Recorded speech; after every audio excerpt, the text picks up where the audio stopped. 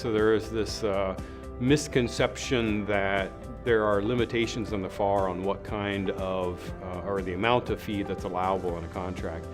And actually there are only 3 limitations that are placed on fee in contracts.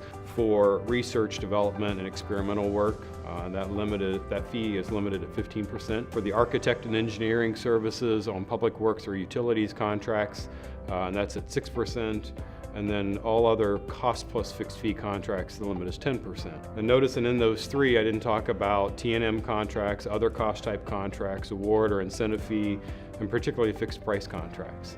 And there's this huge misconception because people have seen or heard that 6, 10, or 15%, and they think that it applies to all contract types or all risk types, and that's not true.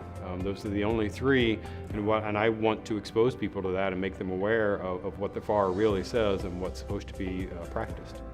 I often see particularly small contractors who come to these events. Sometimes their few or only opportunity to interact with a buyer at a large prime or with a contracting officer from the government is at an event like this. When you get people in a room, I find that they often interact with each other, and sometimes the conversations that happen in the room and the debates, I've seen some interesting debates even happen in the middle of presentations in the room, and oftentimes I see that as being far more valuable than anything that I can say or put on a presentation up front. Every time that I speak, I try to get people to go beyond their comfort zones and to challenge the status quo, to question what they've always practiced. As a consultant, one of the things that I often hear as I work with clients is, well, that's the way we've always done it. Okay, well, what we've always done isn't always right, it's not always accurate, it's not always fair, may not even be legal. So we've got to challenge, why is that what we've always done?